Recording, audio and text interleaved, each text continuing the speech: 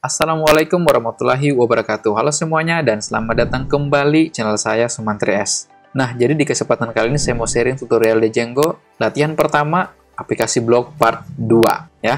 Nah, video kali ini merupakan video lanjutan dari video yang sebelumnya. Jadi teman-teman yang baru nonton video ini ya, dan mungkin topik video ini menjadi trending topik di channel YouTube teman-teman ya. Amin, amin. Saya sarankan untuk menonton video yang sebelumnya biar jalurnya itu terjelas, terukur, dan terarah. 3T. Apaan? Nanti dikiranya kampanye lagi. Coblos nomor 2. Asik. Udahlah, lupakan. Oke. Tanpa basa-basi, kita langsung aja menuju ke TKP, tempat coding perkara. Nah, di sini saya sudah buka terminal dan tentu ke dalam project kemarin ya. Kemudian kita menjalankan virtual environment-nya dengan menggunakan perintah seperti itu. Bisa dilihat, ini kita enter aja. Lalu, kita buka Visual Studio Code-nya. Oke, boom, voila. Oke, ini kita coba geser aja ke sebelah kanan. Oke, dan kita jalankan aja dulu servernya ya. Run server. Oke, kemudian kita buka terminal dan kita refresh. Tuh, akan jadi seperti ini. Nah, gini teman-teman ya. Ini kita besarkan dulu lah, biar sama. Nah, gini teman-teman ya. Sebelum kita mau melakukan perubahan, ada baiknya kita koreksi dulu apa yang kurang di sini. Pertama ya, yang pertama sekali itu adalah dari segi interface-nya, tampilannya. Ya, ini anggap contoh ya. Kalau misalkan ada yang tidak match atau tidak seimbang dari warnanya di sini, kita harus perbaiki dulu. Ingat, ketika user mengunjungi aplikasi kita, yang pertama ditampilkan, disuguhkan itu adalah tampilannya atau interface-nya dulu. Kalau interface-nya itu menarik, mereka akan bisa mengunjungi menu-menu yang lain atau aplikasi-aplikasi yang lain. Oke ya. Oke, kalau kita lihat di sini, yang kurang balance yaitu dari navbarnya. Ini backgroundnya warna biru, tulisannya warna hitam. Ini kan kurang kontras gitu, kurang balance ya dari segi pewarnaan. Nah, saya mau jadikan sebagai warna putih ya, biar matching gitu. Oke, karena ini merupakan navbar ya, jadi kita ke base HTML dan kita tambahkan salah satu properti HTML dari Bootstrap ya. Kita gunakan theme, kemudian kita jadikan dark seperti ini. Nanti teman-teman bisa lihat di dokumentasi Bootstrap. Kalau kita refresh, tuh muncul kan. Nah, sekarang ini kita geser ke bawah ya, mungkin kurang lebih margin top 5 lah gitu ya. Kemudian kita ke index dari my website. Kemudian ini kita tambahkan aja kelas empty5. Oke, kita refresh tuh ke bawah, oke. Agak sedikit keren gitu ya daripada tadi yang sebelumnya. Nah, ini untuk blognya biar cepat, ini kita copy aja, lalu kita ke indeks punyanya si blog dan kita paste aja di sini ya. Kalau kita refresh dan accept dan refresh, tuh muncul. Tidak ada jarak. Nah, sekarang di dalam kita berikan jarak antara card artikel dan detailnya di sini. Oke, di sini juga mungkin bisa kita sedikit tambahkan empty 5. Oke ya, kita refresh tuh jadi jarak. Ini kalau begini kan agak sedikit menarik. Kalau kita ke halo dunia, nah ini juga di dalam detail sini ya, mungkin bisa kita copy yang tadi, dan kalau kita refresh udah, kemudian kita kasih jarak antara card detail dan halaman detail blognya. Di mana bagus? Oke, di sini aja kita kasih 5 juga biar sama gitu ya. Oke, cakep. Mungkin dari segi tampilan sudah agak sedikit menarik ya, sudah ada jarak dan space ketimbang dari yang tadi. Yang tadi itu agak gimana gitu ya. Ini sudah mulai. Nah, sekarang yang kita lakukan adalah, sebentar, kita mau menampilkan apa dulu? Oke, sebentar. Kalau kita misalkan, ini kita closing semuanya dulu. Kalau kita ke models, kalau kita lihat di dalam models itu ada 2 kelas ya, yaitu artikel dan kategori di sini. Nah, sekarang saya mau tampilkan kategorinya. Ya, kategorinya itu di dalam sini gitu ya. Nanti ada menu-menu ya. Nanti kita akan buat menu sidebar di sini, yaitu ditampilkan kategori di sini semuanya. Oke ya. Nah, bagaimana caranya? Pertama sekali adalah kita ke ke file URL sini dan kita tambahkan path URL baru atau link baru. Apa namanya? Yaitu kita buat dulu ya. Path biar lebih spesifik. Kita langsung aja namakan kategori di sini. Jadi namanya path kategori. Kemudian kita masukkan slug di sini. Nah, slug itu kita berikan namanya biar identifikasinya lebih spesifik. Kita namakan dia sebagai kategori input ya. Jadi ini merupakan input dari kategori, parameter atau keyword argumennya. Lalu kita buat views, kemudian kita buat function kategori artikel di sini. Oke. Nah, kategori artikel ini merupakan function, nanti akan kita buat di dalam file views di sini.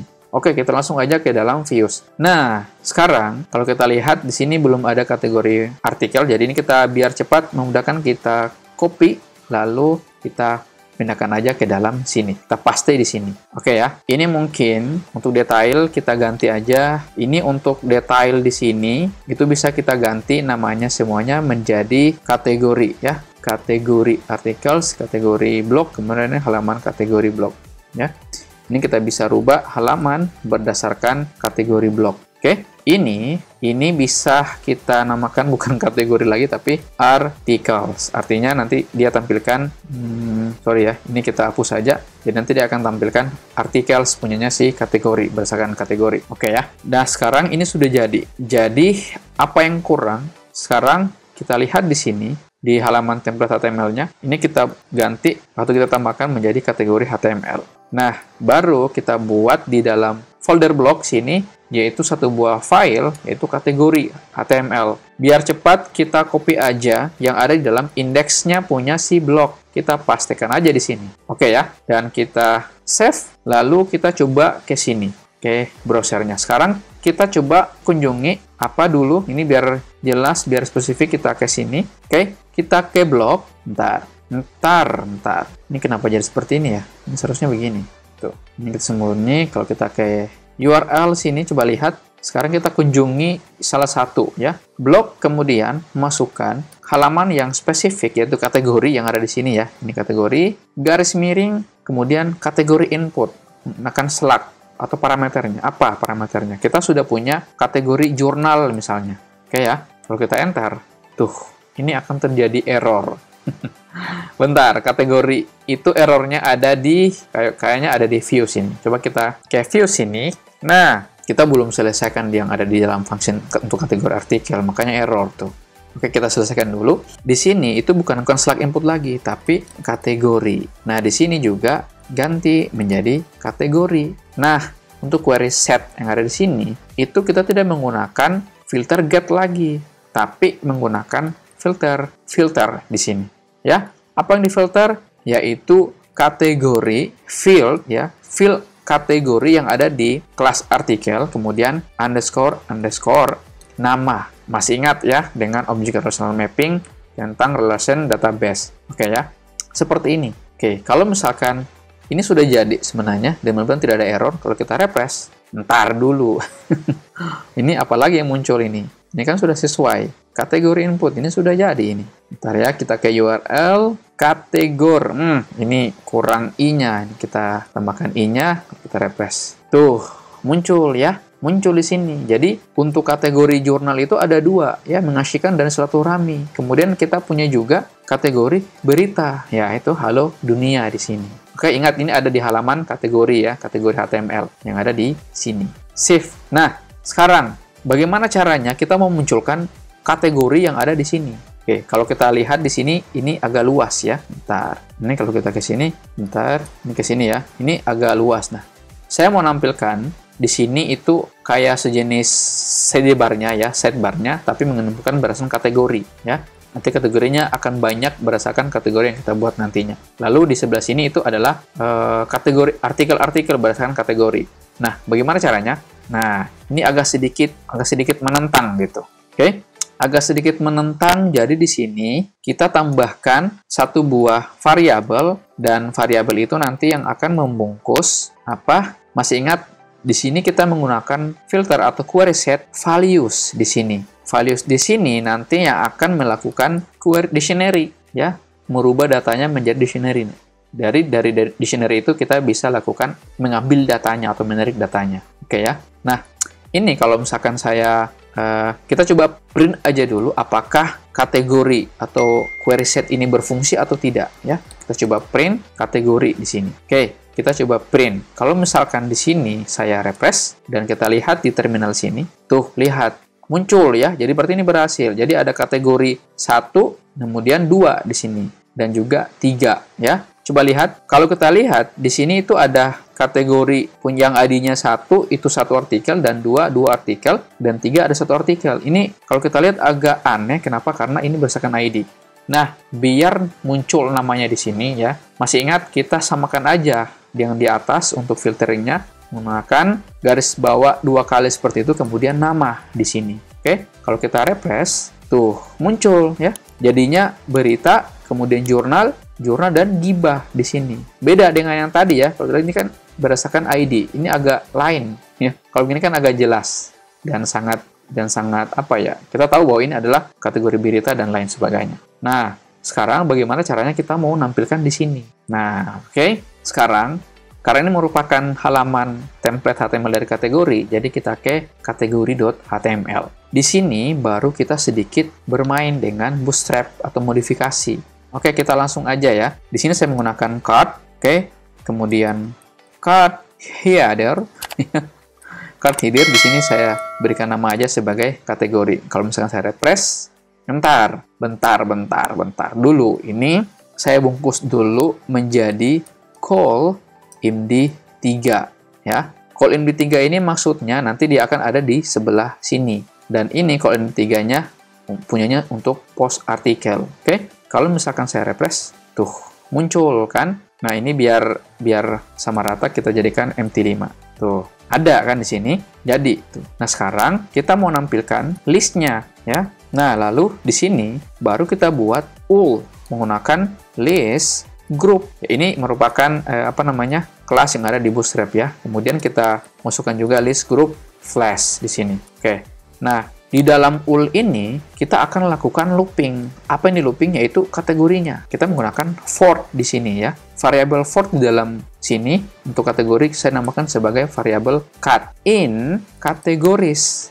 Nah, kategoris ini yang ada di dalam variabel dari views yang ada di dalam kategori artikel. Kita buat satu buah variabel di dalam konteks, yaitu kategoris, ambil variabel yang ada di sini untuk kategori. Oke, kemudian kita koma. Oke, dapat ya. Nah, sekarang kita kembali ke sini. Lalu, di sini itu baru kita buat list ya.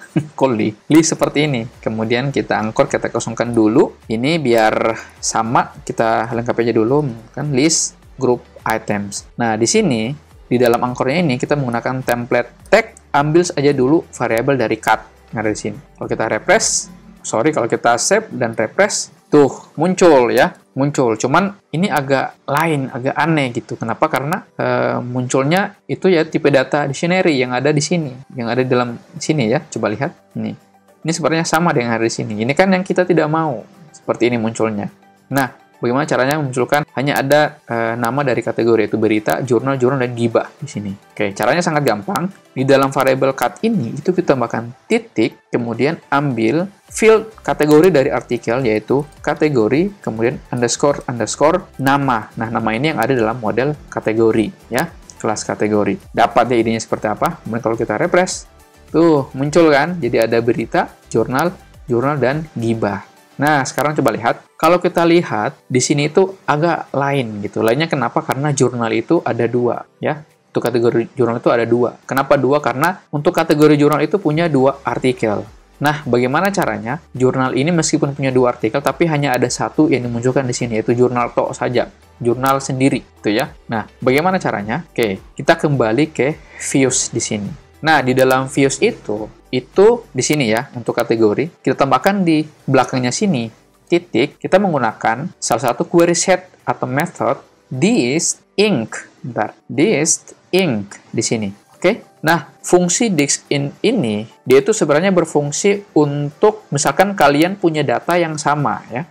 Data yang sama dalam satu artikel atau models. Nah, dari data yang sama itu, ketika kita masukkan distinct di sini, dia akan mengelompokkan jadi satu dengan nama yang sama juga. Contoh ini ya, jurnal di sini. Kalau kita lihat jurnal ini ada punya data yang sama. Ketika kita menggunakan distinct, maka dia akan kelompokkan menjadi satu di sini, tapi dengan nama yang sama juga, jurnal di sini.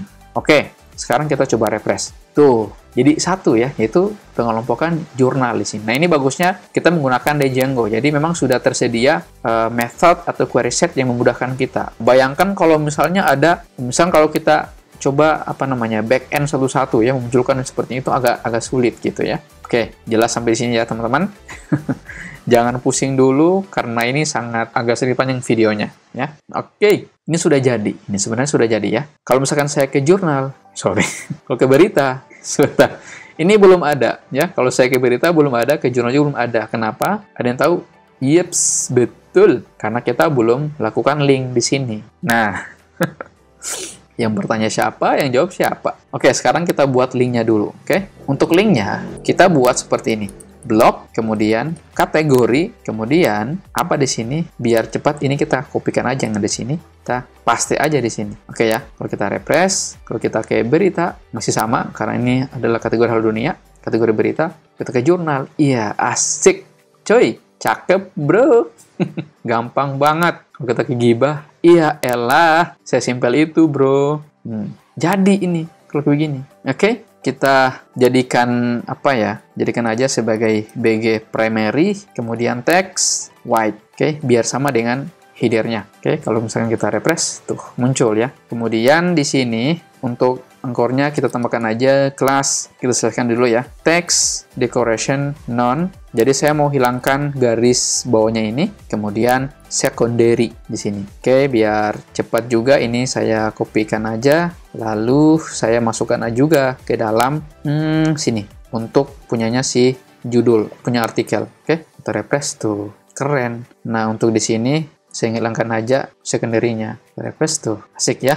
Nah, di sini bentar. Pantas tidak jadi perubahan, ini kurang Y-nya gitu. Kalau kita refresh, tuh asik ya. Kita ke jurnal, berita, gibah. Ih, mantep, mantep. Jadi tuh. Nah, sekarang kita mau munculkan di dalam kategori, kita mau munculkan semuanya di sini untuk semua artikel. Gimana caranya? Jadi di dalam ul sini, itu kita buat list baru dengan anchor baru juga. Ini biar cepat kita buat aja blok, langsung aja ke blok ya. Kemudian ini menjadi semua kategori. Ini kita lengkapi aja kelas. Kemudian kita list group items.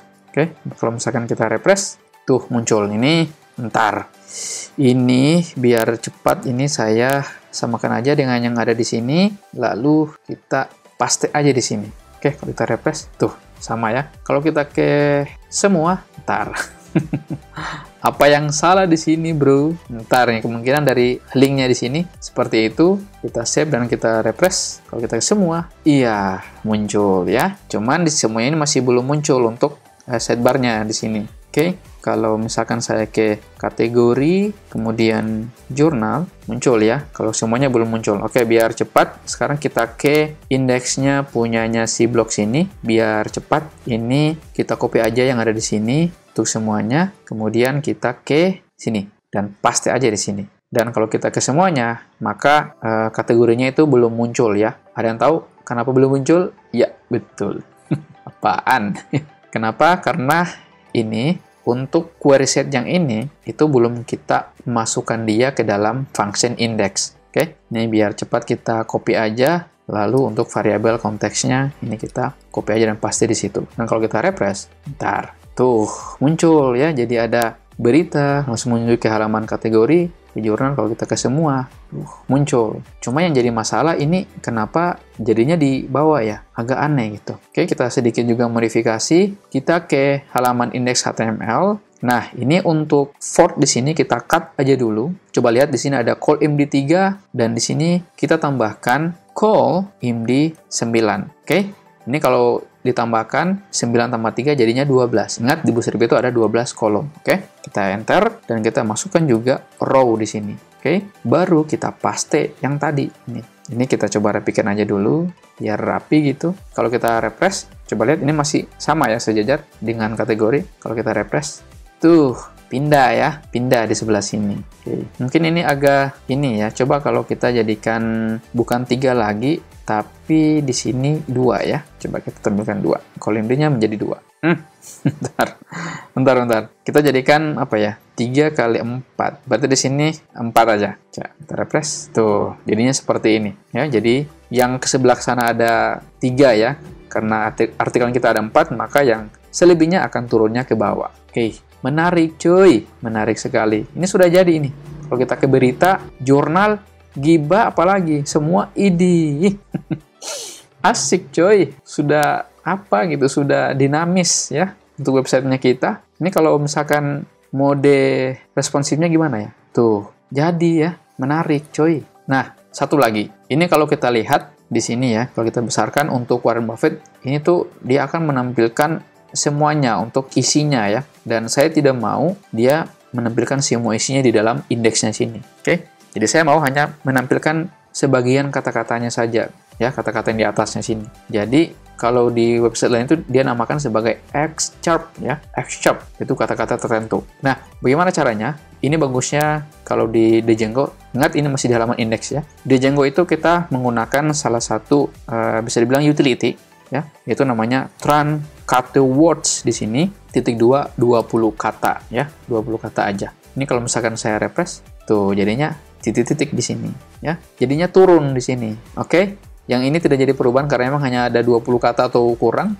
Nah, ini bisa dibilang merupakan linknya. Nanti teman-teman bisa tambahkan tombol views detail atau lihat lebih lanjut atau lihat detail ya. Oke, seperti itu. Ini mungkin di dalam post judul ini kita tambahkan lagi yang tadi yaitu text decoration none ya untuk menghilangkan garis bawahnya. Oke, seperti ini. Cakep ya, bro.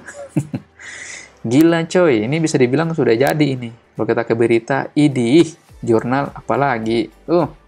Muncul semua. Kalau kita ke semua, idih. Sudah jadi nih. Sudah sangat, apa ya, bisa dibilang kayaknya sudah hampir sebagian. Sudah hampir sedikit kita mau menyelesaikan atau membuat aplikasi blog yang sangat sederhana seperti ini. Oke ya. Nah, coba lihat teman-teman. Kalau misalkan kita lihat di sini ya, untuk views detailnya, coba lihat. Ini masih menggunakan link yang seperti ini ya. Garis miring blog, garis miring detail, garis miring, kita ambil yang post Slack. Ini kalau kita lihat ini agak aneh gitu linknya ya.